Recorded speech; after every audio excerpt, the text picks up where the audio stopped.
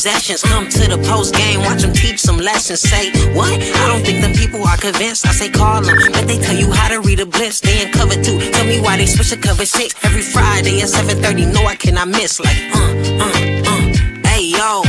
Yeah, we live for the post game show. What up, Bears Banner? I'm looking kind of crazy right now. I got this hoodie on. You know, I had a little stomach virus, but I ain't too sick for my guys. It's the Bears versus Rams. It's going to be colder than a witch's cross your heart bra. So let's get it. Hey, what's up, guys? Man, I don't know. We do have a welcome, fellas. Welcome. Hey, the divisional round. Here we go. Guess what? At the beginning of the season, we're going to have to do a show, Bernard. I was thinking about this on my way home today. We're going to have to do a show where we talked about what we predicted our records was going to be with this team. Yeah. So, divisional round, here we go. At home. I'm going to tell you something. You know, we defeated. I'm sorry. Go ahead, Jim. I'm sorry. We defeated the Packers, our arch enemy. We defeated the Packers in a wild card round. Mm-hmm. Man, let's get it. If people talk about how, you know, it ain't your year, The year is now because the future is not guaranteed. So right now, let's keep the momentum train going. And what I love about this team is Ben Johnson's mindset about one game at a time. And throughout this entire season, Ben Johnson has been like one game at a time. We're not thinking about who we got next week. It's one game at a time. Let's focus on this game. And man, here we are in the divisional round of the playoffs. I said we was gonna make the playoffs with a wild card, but divisional round at home, I take it. You know what's interesting too? What's interesting is all of us as a collective. I can show you this thing I got. I got this in 1995, man. We talking about 31 years ago. Us being Bears fans are like them people who had them postal jobs and really respect them. They lifers. We talking about when the Bears were bad. We've probably seen every play from the time we were cognizant enough to watch football up until now and can remember the losses just like the wins. And I will say this, I don't mean disrespect, but I'm going to keep it a buck. 2 words that will never go in the same sentence. I'm a Bears fan. Do you think we going to win? Duh. I'm a Bears fan. You gonna ask me, it's like, I'm a Bear. I was like, looking at this dude, I'm like, you're not a Bears fan. He's like, what do you mean? I said, it ain't a real Bears fan that don't think we don't have a chance. You know, I was just thinking about at the end of last season, and somewhere around this time, Detroit got bounced in the first round, and it was not too long after that in that beginning press conference, you know, they announced the hiring of Ben Johnson. And and I can't recall where you saw players come in like that where it was kind of covered. I know they probably do it all the time, but you see Caleb, DJ, and I think it was Rome and one other player. They were all there at the press conference, and they were standing at the door waiting for Ben to come in. And I'm sure once his speech, and he mentioned about beating Green Bay twice, man, and the beautiful thing is he did that. And I know they had goals all through the year that they set to season start. And the thing that they talked about in training camp, Ben showed them a tape of New England coming from behind in that Super Bowl. Against the Atlanta Falcons. It was against the Falcons, yeah. 28-3. So let's see, if that's what this season about, that tape and getting them conditioned to that. And then now the tape is surfaced where Caleb Williams was sitting next to Tom Brady. And when they were all rookies and Tom Brady was talking about it, but Caleb was right to his right, and he was talking about them coming back from that. And he was so engaged. Yeah. He was so engaged. He was looking at Tom Brady like, really? This is what we're doing? Yeah. This season has been a lot of ups and downs though.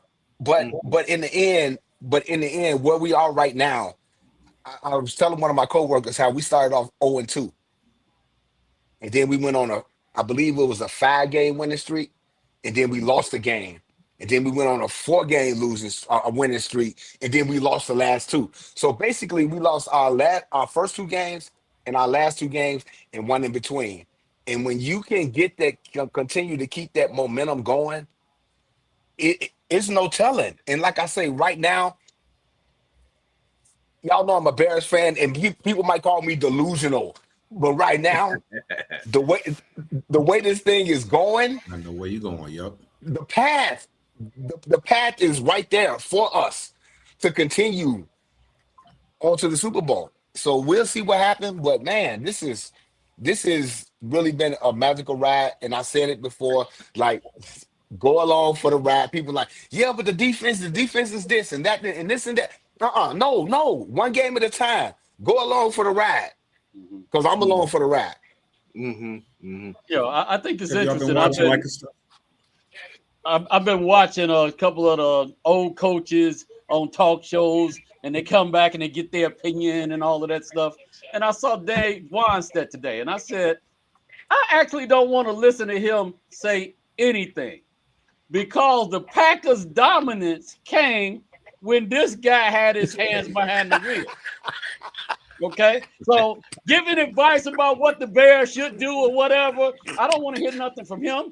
Matt Eberflus sitting at a Bears basketball game, sharing popcorn with them. I'm like, look, that ain't how we war.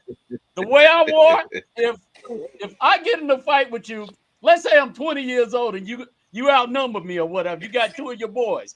I said, we fight today, we gonna fight every time I see you for the rest of your life. Of my life. When you coming out of church, if I see you at the movies, if you in a boardroom and I'm at the same thing, it's on. That's what Ben Johnson did to Green Bay. And the reason I want to circle around this, it goes back to McVay. McVay is upset because Ben Johnson did some things to Green Bay. I'm like, dude, I got extra ass whoopings. I can get another one out for you. I got no problem with that. So I'm excited about the Bears. I'm all in. I don't care how they win. We can win 2-0. As long as we get the W. He 39 years old. He don't understand the rules. You come with us, with old school dudes, you want to fight me, you bring your boys and y'all beat me up. Trust and believe.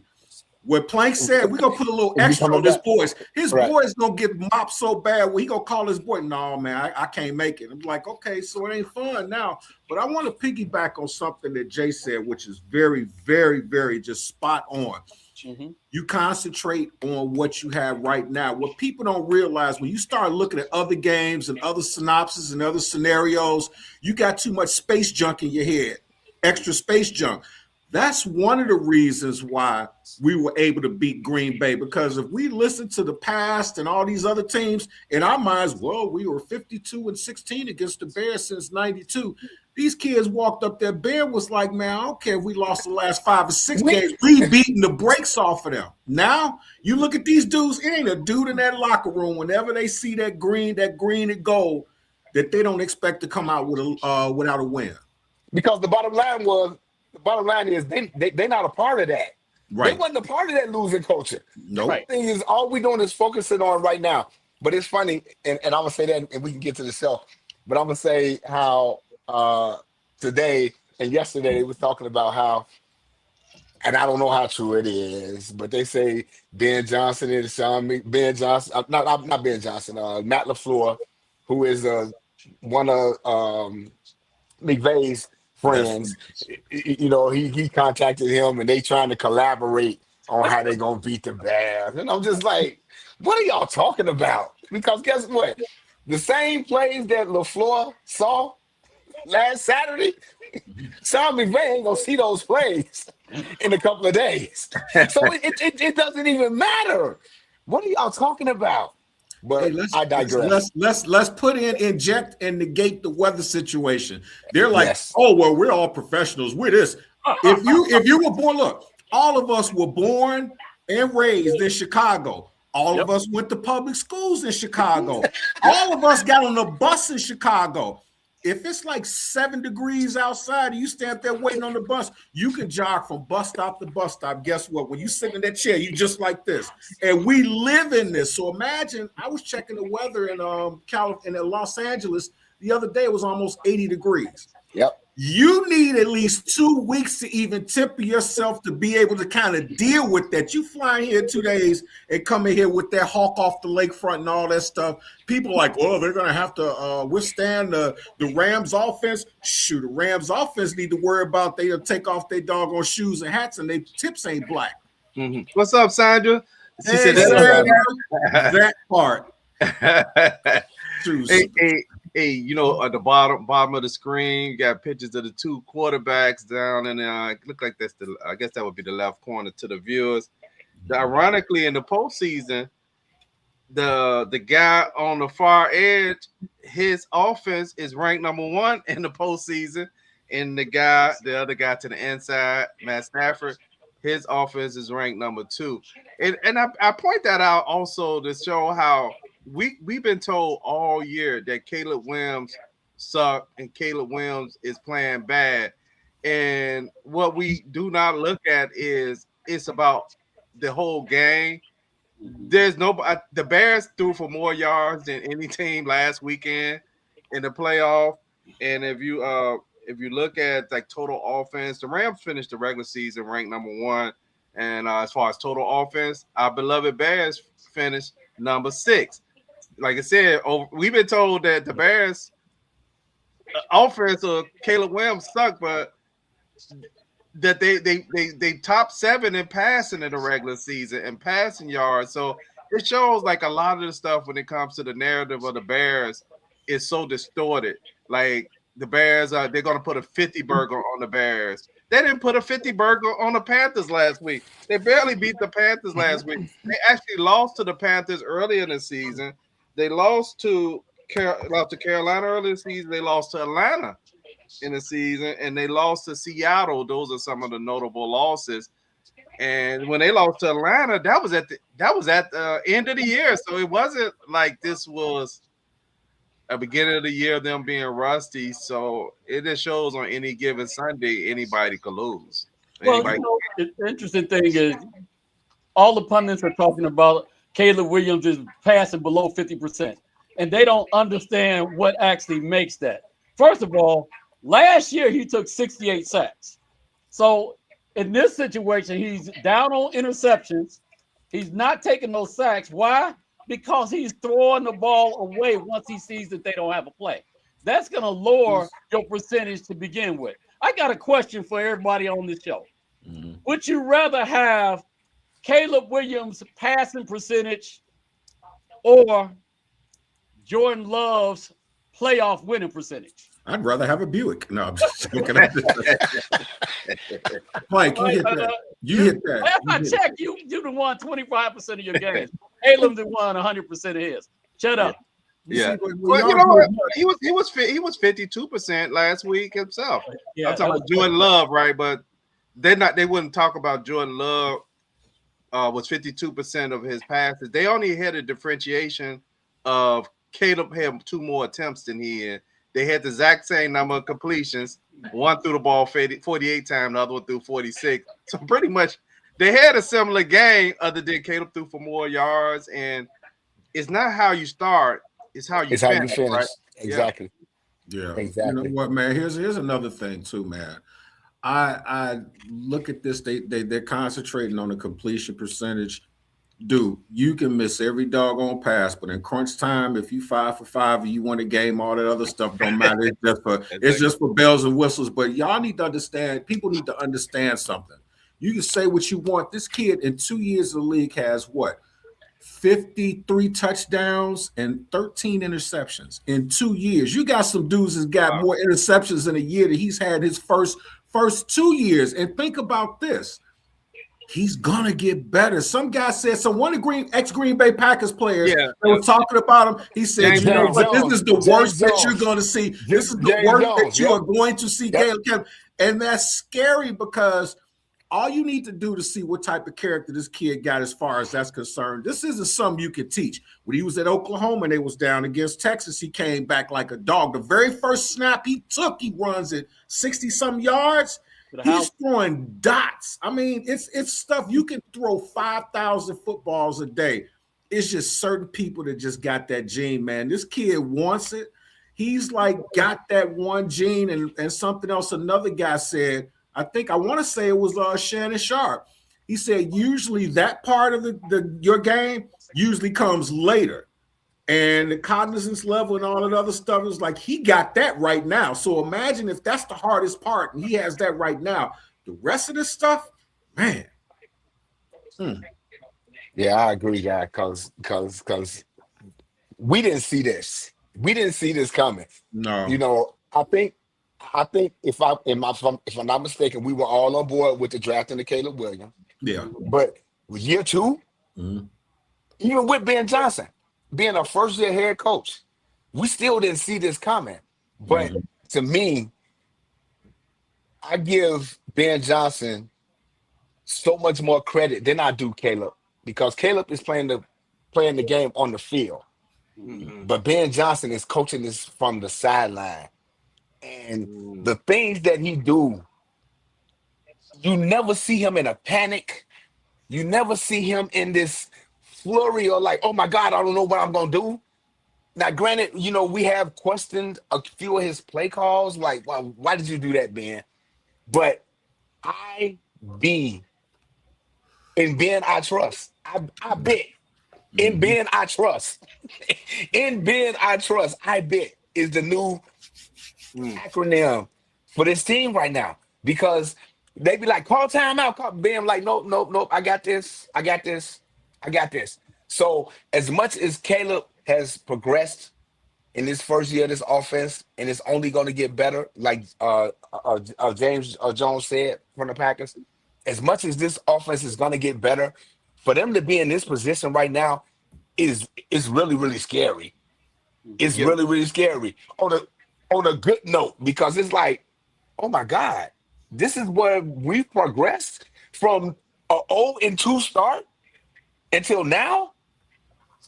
And Ben, I trust. Yeah, you know what, James Jones, for him to say that at this point, James Jones had pretty much hated Caleb all year. He's hated on Caleb every show. It wasn't until last week after he seen the Packers fall, but he finally just looked at Shady them and said, I'm just going to have to go ahead. And that's big, right, for guys who just openly hated on you to say that. And as the Bears move to the playoffs, I mean, it's very positive. The way I feel, and like Jay mentioned earlier, was when he was saying, like, what was our predictions earlier in the year? I definitely didn't predict them to even be a playoff team. I was just happy, like, saying if they could get to 9 games, right, that would be a success, right? That was really part I was saying. Get to about 9 games, that's success. Playoff don't necessarily mean you success with a young new head coach and all that. And sometimes that backfires on coaches, right? Because sometimes coaches start off and they overachieve, say like a Brian Daboll his first year. Matt Nagy. You can see some of his kind of not really Dick Duran in 2003. Right. The Bears went 13-3. Yeah. The Bears went 13-3 in Dick Duran's first year. Matt Nagy, they went 12-4 in his first year, and it fell off the ledge after that. But because I believe in Ben Johnson, the Bears are going to sustain success with this duo. They're going to sustain success with this duo, man. This is unprecedented. It really is. But you know what, too? I'll tell you who doesn't get enough credit for this year's Bears. Ryan Poles. Ryan Poles has done an excellent job. And, you know, people just kind of go over that really quickly. Every time they had, you know, we ended up having a number of different injuries, you know, soft tissue injuries, Kyler Gordon not available, Jay Johnson not available, all of that. He was able to plug in other players that were, first of all, coachable. Cast-offs. And then cast-offs from another team. Absolutely. So when you start looking at what Ryan Poles did, he got the different players. And Ben Johnson and his coaching staff coach these guys up. So now every time somebody gets hurt, we just like, let's see what that next guy is going to look like. And he comes back being competent. So hats off to Ryan Poles. He deserves every accolade that he gets. And he had a big thing with the Bears' success this year. There's one thing that I want to mention about Caleb, and I'm not going to go back into that other because we had a post on Facebook about somebody with these hyperboles, like about a certain other brother. I'm going to tell you something. The difference with Caleb Williams, and the reason why I say this is something you can't teach, them sacks he got last year, it seemed like after every sack, he was even that much more pissed off. And he was like, you knocked me down, but you're not going to beat me. People do not understand how hard that is psychologically. And I'm going to give you an example from my end on the baseball end. You could be that guy hit a 98-mile-an-hour fastball like it's nothing. I have yet to see maybe 2 or 3 players in my lifetime that were in the pros that got hit in the head with a fastball that came back and was either better or the same player. Because it's this, because in your mind, the back of your mind, you're always thinking about that. Those 3 that made it were the guys like, he going to hit me anyway. Caleb is that dude. That's why he got sacked, 23 times this year after 60-something? Yeah, and 69. When he got sacked, and with certain players, you look at Michael Penix and you look at all these other guys. When you get a coach that don't know how to coach you and mess you up, you can bring in an offensive guru. In his mind, in the back of his mind, what if I make this mistake? Caleb's like the dude, like he's a narcissist. And I love it because his whole thing was like, I don't care who the coach is. Coach, make me better because I'm going to do my thing. And I'm going to tell you, Ben put him in a position to succeed, and he ran with it.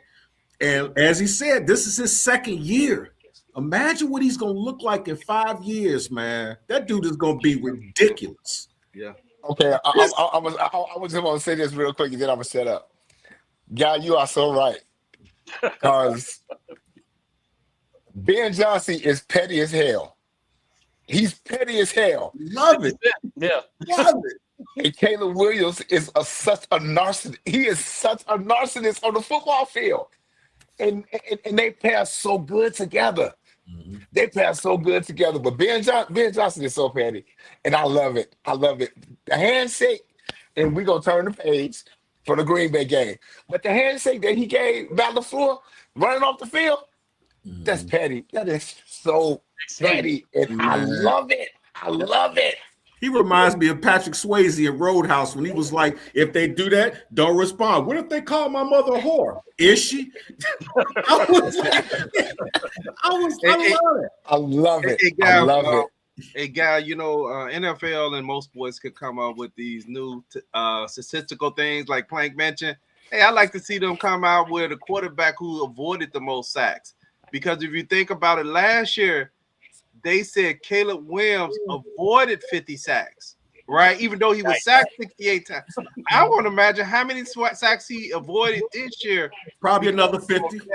Natural instincts. But anyway, to jump into this game itself, man, we got some interesting things that's going on. I know Plank and I was talking about earlier about Kyler Gordon being on the field with Puka Nacua.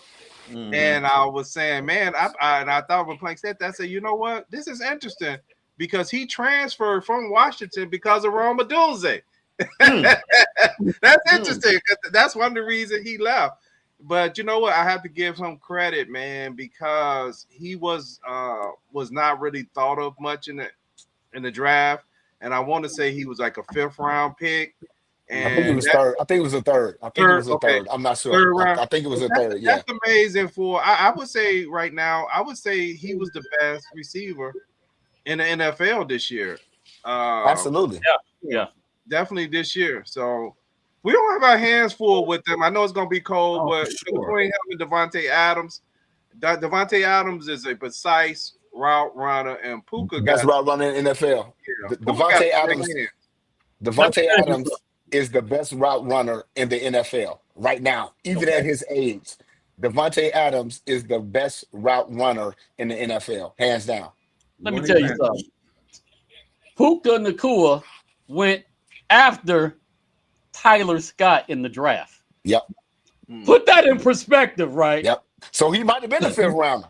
He might have been a fifth rounder. I stand corrected, Bernard. You might be right. He might have been a fifth rounder. One man's meat is another and man's poison. Everybody, all of the pundits, again, they talking about how bad the Bears defense is. I always go, I'm going to stand up for defense, whatever, but if they suck, they suck. Forget you quick. I heard it playing one of the things that I don't know if people noticed or not, that's funny, quick. Last week, in the first half, the Bears defense was terrible. Wide receivers were running all over the place. In the second half, all of a sudden, the Bears ended up being a lot closer. What changed? Kyler Gordon ended up playing over 20 plays on defense in the second half.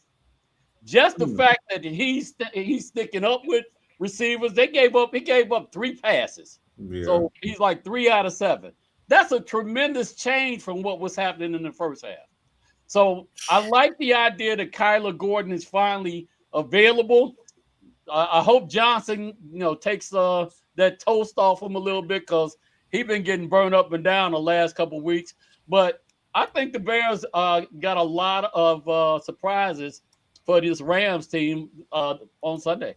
You know what, Kyrie? Defensively, I'm sorry, guys. I think defensively, the Bears need to, in my opinion, I noticed they played it later in that game against the Packers. The Bears need to play more press coverage. I ain't saying play it the whole game, but don't give these guys free releases all day. This is a timing offense, and the Bears in some of these games, and even against Green Bay, where they're allowing free releases too often, and in a rhythm type offense, you're allowing people to get to their spot, and you got 2 big guys. I mean, these are not like small receivers.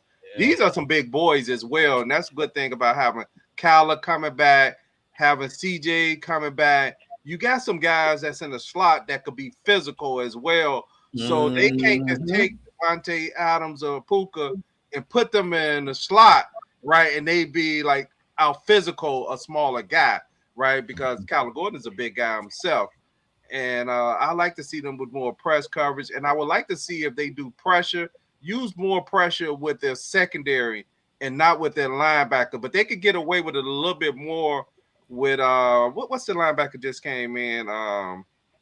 DeMarco Jackson. Yeah. D-Jack is he's a little bit faster as far as when you compare him to TJ as far as being able to backpedal. I don't know about in 40-yard dash, but he's faster on the field and backpedaling. And what I didn't like what the Bears would do sometime, and I hope they don't use this, when the Bears want to show pressure, I'd rather them show pressure with their secondary.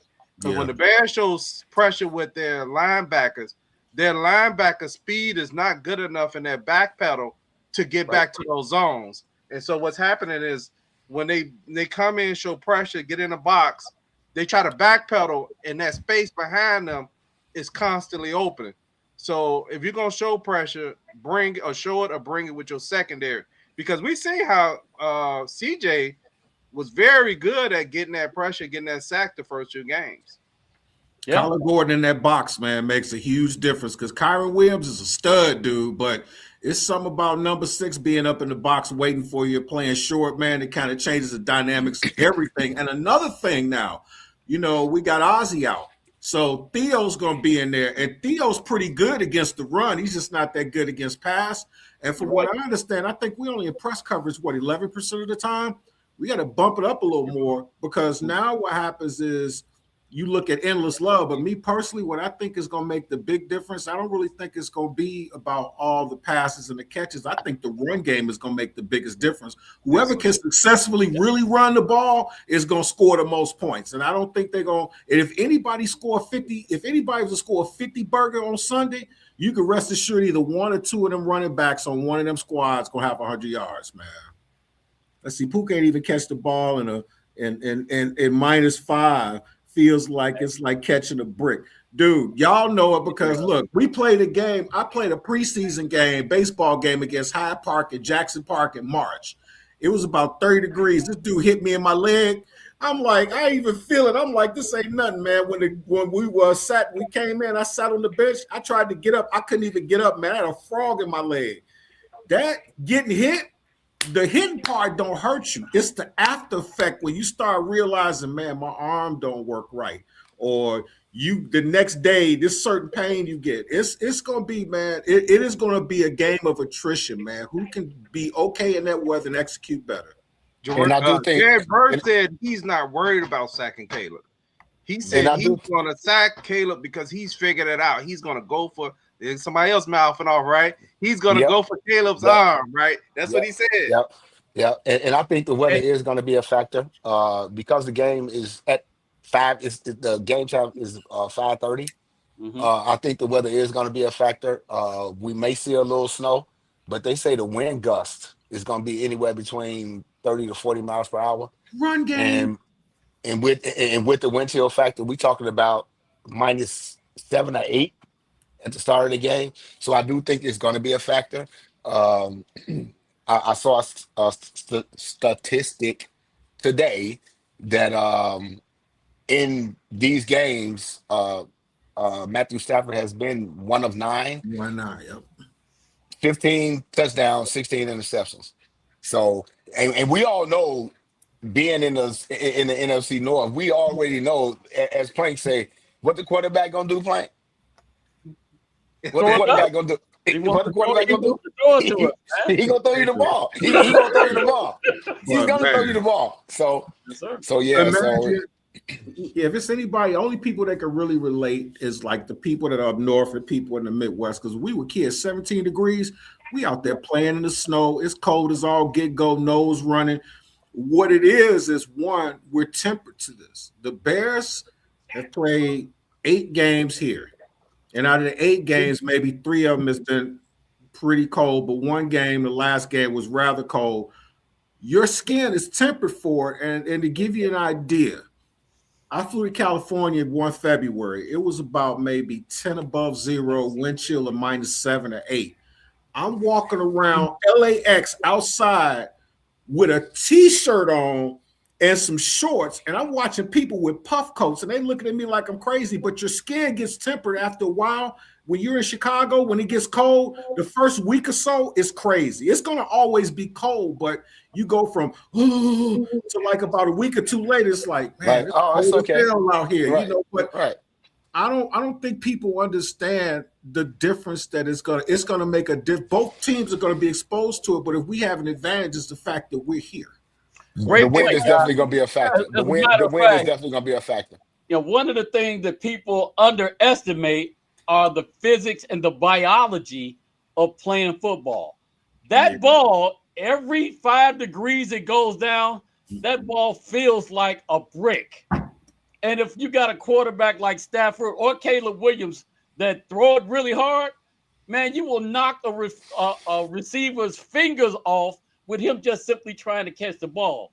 So, you know, the quarterbacks' pass percentages go down.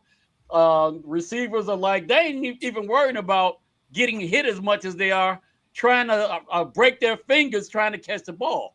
You see a lot of these old school receivers, their fingers all gnarled up or whatever.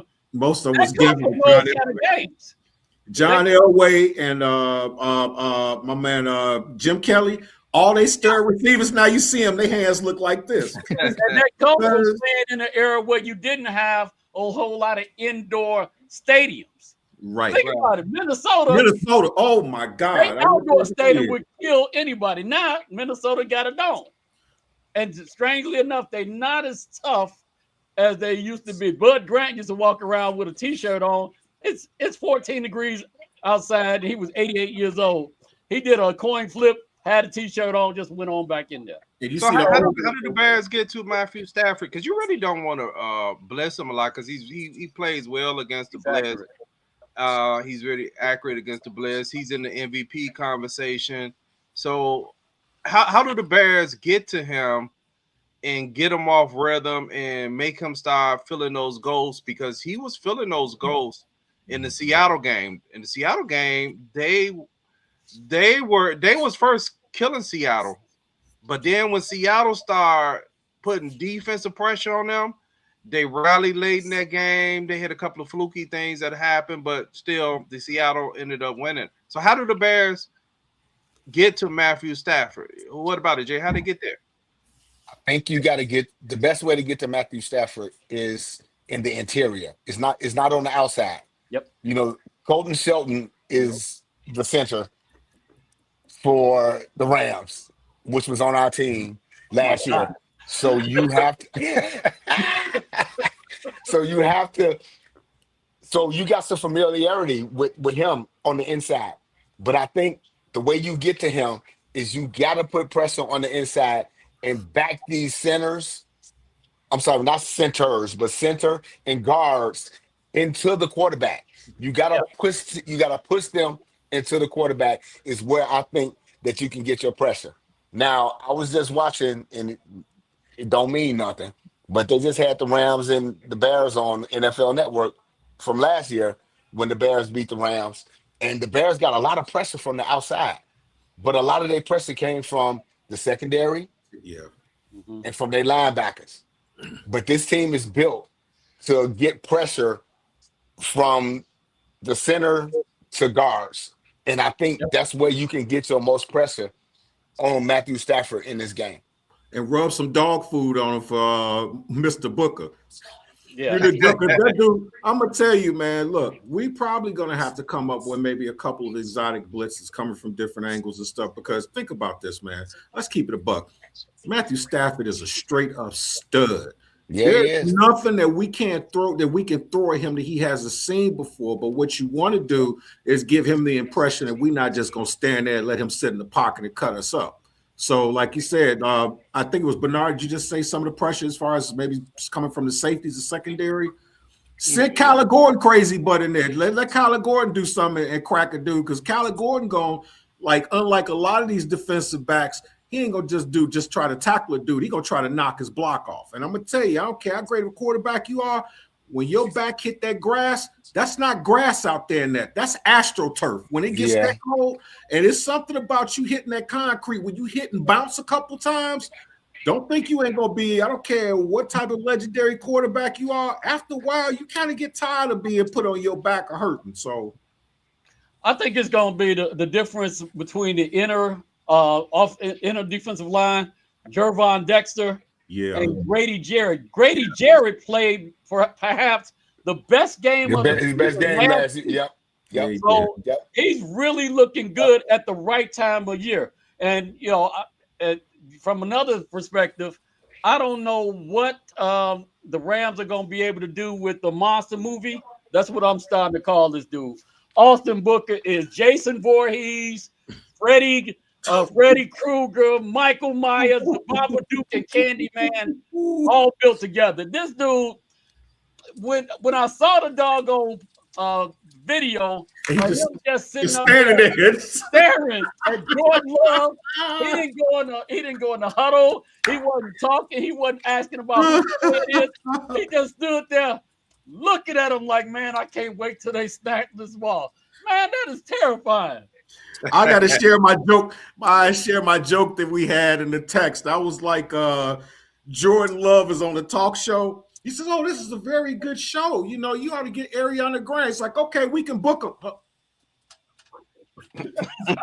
It's like, where'd he go? Booker is a bona fide psychopath, man. That's what you want in a guy like that. And I wouldn't be shocked if Booker show up with no sleeves on. If he show up with no sleeves on, in this weather, if any of them defensive players show up with no sleeves on and they ain't shaking, gonna be a thing. I see a comment down there for Notorious.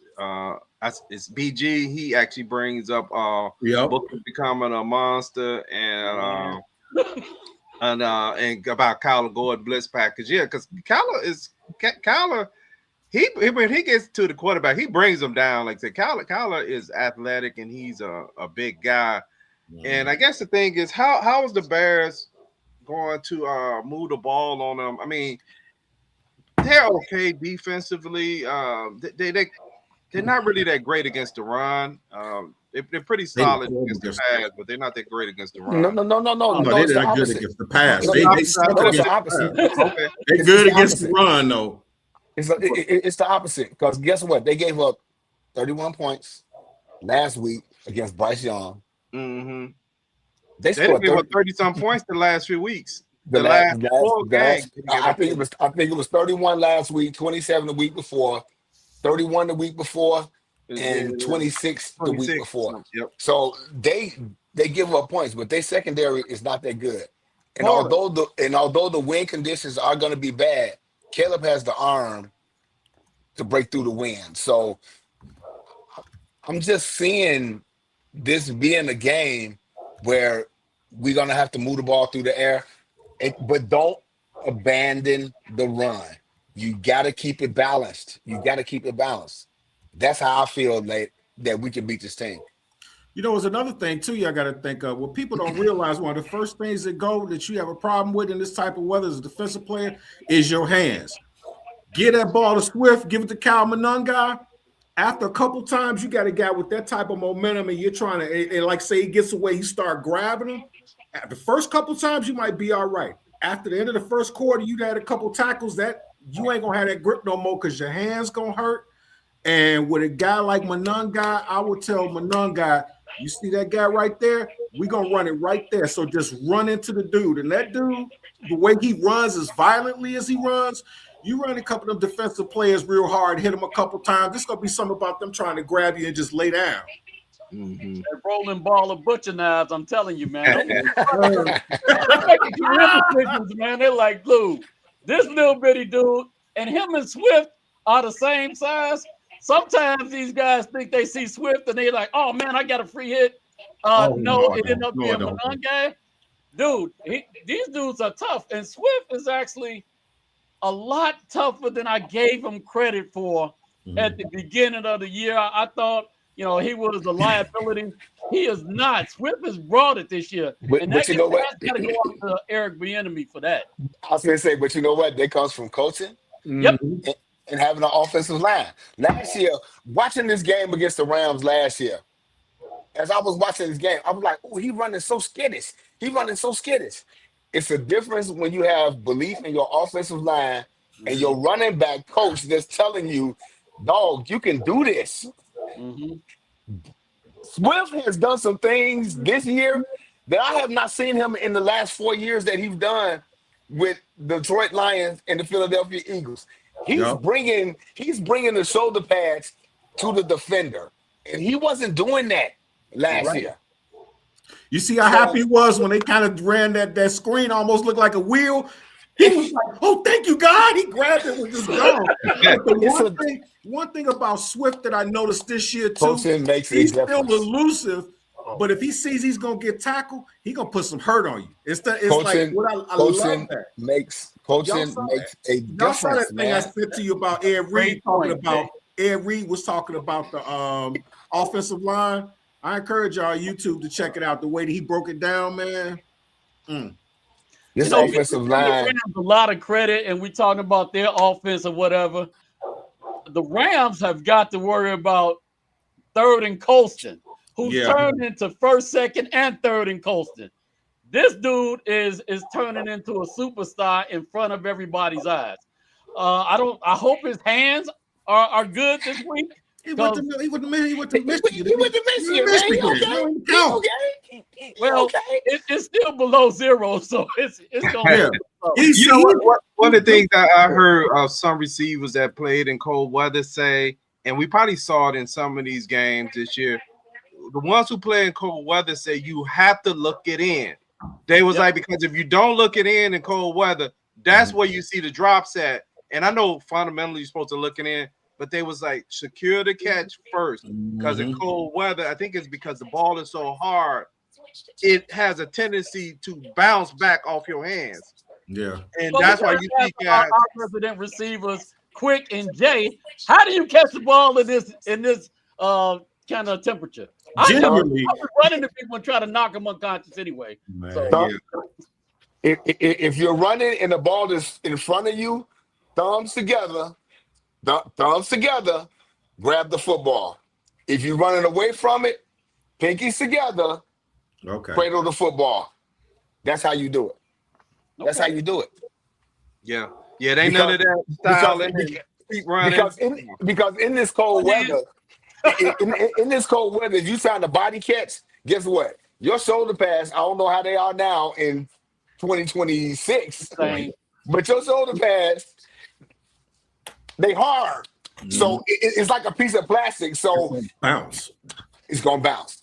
It's gonna bounce. That's Yeah, how but you you know catch those the ball. receivers, those You top got receivers, they the squeezing balls in them hand things. you got to catch the ball with your hands. You got to catch the ball with your hands, man. You got to catch the ball with your hands, and that's one of the things I love about Luther Burden. Luther Burden is, oh my God, this dude is a We ain't even steal. mentioned him yet. How how sad is that? We're talking about Coastal Loveland. We're talking about DeAndre Swift. We said something about Monunga. We ain't even got to talk about DJ Moore because DJ Moore is the vet and he just do Yeah. what he do. But Luther Burden III is a steal. We got him in the second round. This dude is a steal. So bear down, Chicago Bears. That's all I can say, man. Didn't he come out last week with the choke image? He was like, Okay. hey, I want to remind Okay. you, I will choke you. Okay, Plank. Okay, Plank. So now you being petty because I was gonna say something about it. I was gonna say Go something ahead. about it. I was gonna say something about it, but that Green Bay game where him and Keon, whatever his name is, they got into the token match, and the first pass he caught, he got up, he was like, Yeah. "That's a You hell know, of a selly. That is a selly. That's a hell of a celebration. Like, dude, remember when I did this to you? First down. Yeah. Yeah, Luther Burden is a dog, man. He's a dog. And he's a rookie. Want to know another X factor? It's only gonna get better. Luther Verdens was from Missouri. Caleb Williams is from DC. East Saint. People think he's from He's Cali. from He's East from Saint. DC. But think about this: they're from two places that get snow, and I got staffers from Georgia. Yeah. So in order for Bears to win this game, it's like any game, right? You gotta on defensively, you gotta tackle, right? You gotta follow your assignments. You gotta be disciplined. You can't be caught looking back at plays and falling and being undisciplined. Stay in your lanes. We need our defensive ends to not crash down. Book is a beast, but he has a habit of sometime on getting caught. Yeah. So they're gonna discipline. yeah, He's a so they're rookie. gonna He's they've seen that on undisciplined. tape, right? So they've seen that on tape. So they're gonna try to run misdirection his way to try to get him where he crashed down and the ball is coming back his way. So hey, he just gotta stay disciplined, hold it down. Montez Sweat closed out the game well last week, ended up getting the game ball. He made some showing the week before. Grady Jarrett looked like he's getting healthy. Now we need Billings. I don't know what he needs to do. He got to get his weight up, not weight as far as weight because he's big. Definitely don't got to get his weight up. He needs to get his weight up as far as being more stout, being more stout in the run game. Right? He needs to be more stout in the run game and be the run stopper. Him and Javon Dexter that they were brought in here to be is run stoppers. And make that pocket don't look good. Don't allow Matthew Stafford to have a clean pocket in a long time because then they're going to be trying to beat you deep. You want him to feel uncomfortable. You want him – Matthew Stafford, rightfully so, is in the MVP conversation. But when Matthew Stafford is not feeling stuff, he's one of those guys that he's just start throwing it after a while. He'll just throw it just to get it away from him. That's one thing you say about Matthew Stafford. He'll throw the ball when he started feeling that pressure. And the Bears defense, they're overdue for all those missed fumbles and stuff last week. This team is an opportunist team. Last week, they missed a lot of fumbles that were on the ground. I'm sure they was pissed off about it. The coaching staff was probably pissed off about it. They didn't make them let them celebrate that win. They was sitting up there like, look at all them fumbles you missed, this and that, because that's what you want to do. Like Tom Brady was telling Caleb and was talking about it. It ain't the games you win. It's the stuff the games you lost and stuff happened in the game the missed pass, it's the missed opportunity that you pissed off about. And I like the way Caleb, going back, roll up my comments. Caleb has been playing down any excitement about the Packers game. he's been playing it down like, hey, I used to do that kind of stuff in high school. No big deal. Blah, blah. Let's on to the next game. That's what you want your quarterback to do. Let us praise him and talk about all that. He can figure it. He can talk about that stuff after the season over. But you know what I liked about going back to last week, and this is the last time I mentioned last week. Going back to last week, I don't know if y'all saw Caleb Williams went on the sideline and he was so pissed. Yeah. I don't know who he was talking to, but it was something about the play calling, and he was so fired up. And that's what sparked that comeback. He was so mad at the play calling. I can't remember what play it was, but he was so, and I'm like, this is what I want to see in my quarterback. And he was so mad. And after that, it sparked the rally. But this kid he's the one. He is the one, man. He is the one. And right now, I think him and Ben Johnson they clicking. Let's use that word, Jay. Marriage. It's a marriage. Y'all heard me say this. It's a marriage. When you got that marriage and you one yoked, it's gonna be up and down, but you run through hell and gas. It's gonna be up and down. It's gonna be up and down, but y'all gonna talk about it. Mm-hmm. Y'all gonna talk about it. Well, y'all gonna figure it out. And that's what they did last week. That's what they did last week. Marriage counseling, all kind of stuff here, man. We got everything. That's one thing. We got everything. We got everything. Y'all see the good, better, best, and a lot of people look at that. But what I want everybody to kind of do is when you see the Bears locker room after a win or he does something, the good, better, best part is great. But look at the interaction of all the players to Caleb Williams. It's like that's their captain, but he was walking around like, hey, it wasn't like a conceit. It's a confidence. These guys are walking up to him like, man, but something I'm going to add at the end, too, that has nothing to do with that. I'm going to tell you what's going to be something as you think that stadium was rocking, let some snow start falling during the game. If some snow starts falling during the game, you ain't going to be able to hear yourself think, man. Hey, make sure y'all can see all the watch parties on YouTube. Hit the subscribe button. Subscribe to Bears Banter. Hey, I noticed one of the viewers indicated earlier that they subscribed to Bears Banter just now. Thank you very much. We appreciate it. Thank you. We appreciate that. We appreciate that. Y'all can see all the watch parties. Y'all can be wherever y'all at. But I'm telling y'all, I'm not bragging. But it ain't nothing like being in the stadium, man. And just that sounds like bragging. It's nothing like being there in the physical. Sure. To absorb that. It is absolutely unbelievable. And it's been such a long time. They left the stadium because it just ain't me because I don't do it. But the whole Green Bay sucks going through the tunnel. Prior to a couple of weeks ago, they would be like, Green Bay sucks, Green Bay sucks. I'm like, beat Green Bay, beat Green Bay. Last week, I was a part of the Green Bay sucks because we finally got over the hump. Mm-hmm. And this is a rivalry, especially if Matt LaFleur, and I'm getting off script, especially if Matt LaFleur signs an extension and it's going to be here for a while. Come on. This Green Bay Chicago thing is going to be nasty. It's going to be nasty. Petty. And I love it. I love my coach. My coach is so petty right now because he like, I don't care. I'm going to run up the score. I'm going for 2 points. I'm going to do all of this. And it's great. It's great as a Bears fan to have this feeling right now. And I know we basking in the moment of the 2025-26 season right now. We basking in this moment. But I'll say it all season. Bears fans, just enjoy the ride. We weren't supposed to be here. And people talk about house money. No, this ain't house money. This is not house money right now. We in this. Because if we win this game, NFC Championship, we going to the NFC Championship. And then we're praying for Seattle to lose so we can have it at the crib. Let's not get ahead of ourselves, Bernard. I'm sorry. I'm sorry, guy. Let's not get it because that goes to the predictions.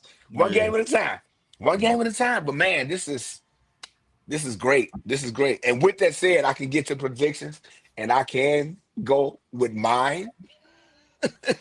I said last week that the Bears was going to win 31-13. Mm-hmm. I was good on my 31. I wasn't good on the 13. Mm-hmm. But again, I'm going to predict this week, Bears 31, the Rams 20. Okay. Okay. You know, Jay, hearing you say that, and I was thinking when Guy was talking, one of the things we haven't talked about is cold weather in special teams. Man. And for kickers who are not used to it, it affects them how they kick the ball off, right? Not just field goal, it affects how they kick the ball off because the ball is harder. They got to have a guy to come in and hold it. They're not kind of used to that, right? Because the wind blowing it off, and they got to put the finger on it, all that. I think with that said, our special team is going to play a big part in this. Yep. And all the players who have approved this year that we talked about, we have not talked about Santos. Santos have approved the way I would say we talk about Swift in a way where we was doubting Swift and we was doubting Santos. I have confidence in him now. He kicked the ball and wins. Anyway, with that said, I'm with you, Jay. I'm going Bears 34, Rams 23. Ooh. I had a couple comments I wanted to make before we get off here. First of all, this perfect storm of Bears, that means everybody in the Bears is getting a little flowers at the same time. I want to go ahead and mention Kevin Warren. Yes. The way that he has actually played this, we've been giving him all kind of grief, and it looks like he's finally got the right levers pulled and everything. So now it looks like he has a little bit more leverage to bring the Bears to whatever stadium we want. Okay, as far as the scores, first thing about the Rams special teams, they're horrible. They fired their special teams coach in mid-season a couple weeks back. So don't think that these are world beaters because they're not. That said, I don't see it being a high-scoring game because of the cold. I think defense may show up a little bit more than we give them credit for, and I'm talking about both defenses. I got the Bears winning 21, Rams 15.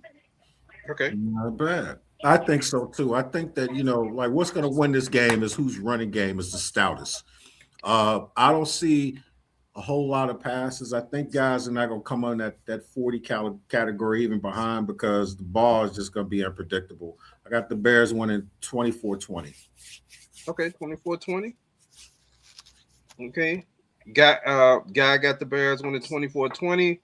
Plank 21-15. I have them 34-23. Jay have them 31-20. Nobody got them putting up no 50 burger.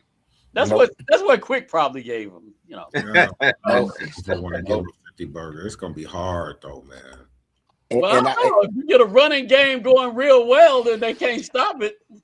You can get a 50 burger that way too. Yeah, and I just want to say to the Bears fans, this has been a whirlwind ride, man. I don't know how much y'all enjoying this, but I am enjoying. Yes, sir. And I can say that, the majority Bears fans are fair weather fans. Mm-hmm. Yep. But I tell people the city is so much more vibrant when the Bears are winning. Mm-hmm. I watch the news and I see, they flash to these bars and they got these, they got these watch parties going and the bowling alleys got these watch parties going. The Bears, this city is so much more alive when this team is winning.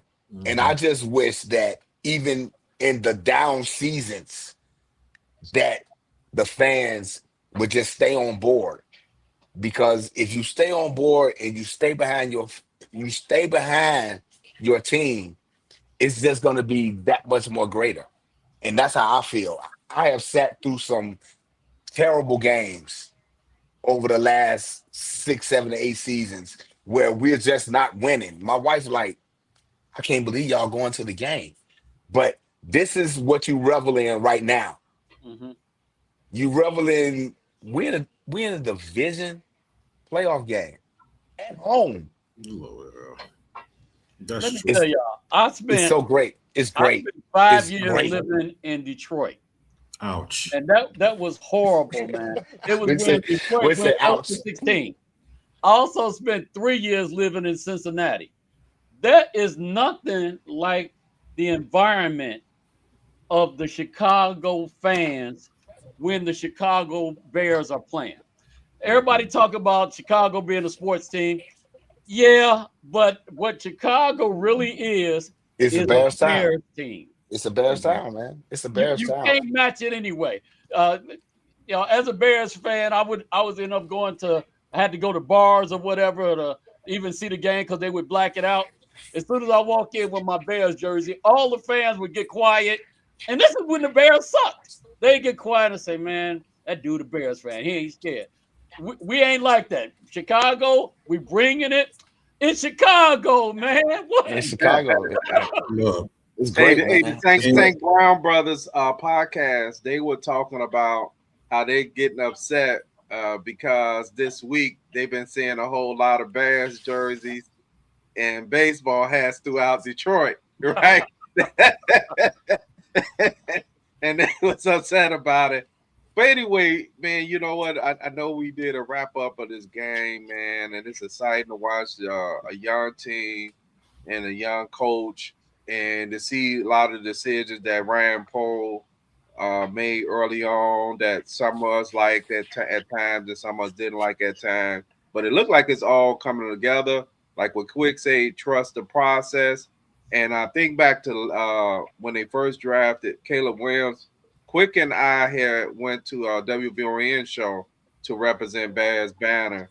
And I didn't really know what we had said. Actually, my daughter told me today. She said, "Hey, Dad, you need to go back and show or listen to that show when y'all was talking about Caleb on VON." She said some of the stuff y'all was saying about Caleb Williams was true. And I said, okay. So I went back to look, and when I said in that show right after the draft, Caleb Williams is a superstar. And I said, he's the kind of guy that people gravitate to. And if you look at the locker room celebration, the person who stood off the most to me last week was Braxton Jones. Man, Braxton Jones was, man, he was just like, yeah. Winning. and he was in a pitch voice because I'm trying to figure out. I'm saying, man, who is that guy? It's Right? Philip Bailey. Man, he sounded like he was singing like the guy, the guy who Philip Bailey. Philip Bailey. Philip Bailey from Rough Way to Fire doing Reasons Live. But I'm gonna tell y'all something. Media is funny, and Yeah. this whole thing, this whole swirling around Caleb Williams, when they came out with the meme of him being a duplicate of Michael Jordan in the jump man for that pass that he threw to Roma Dunze, that lets you know right there that this kid is a superstar.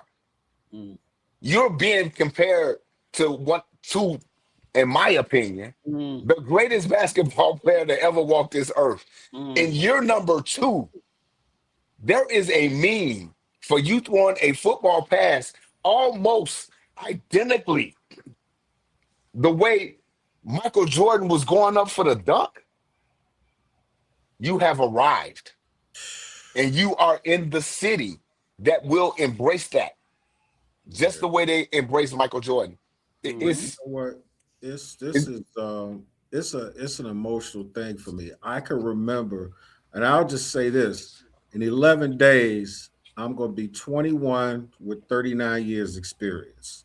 So I can remember as a 4-year-old watching Nick Bonaconti. I can remember watching Dick Buckus, who was half the player that he was. I remember Bob Avellini, Vince Evans.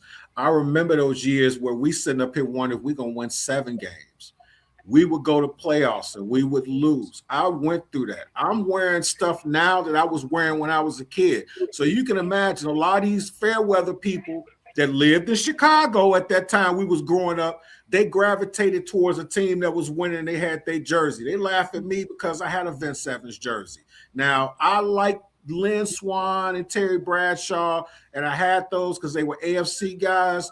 But if you ask me, I had to choose one, I'm burning both of those. So for a guy that's been vested as a Bears fan my entire life, I look at these fair weather folks right now, and they hold no water to me. You know what I'm saying? It's like we have been these fans our entire lives. It wasn't no flip-flops.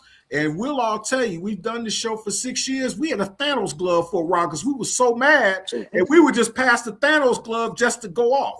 But guess what?